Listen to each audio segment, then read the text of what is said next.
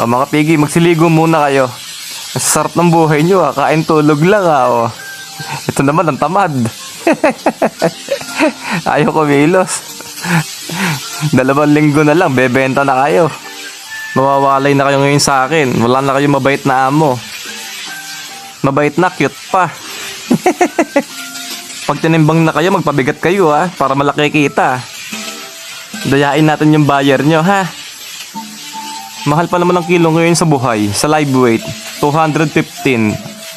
Dapat maging 100 kilo kayo kada isa, para 21,000 ng kada isa nyo. Kaya magpabigat kayo.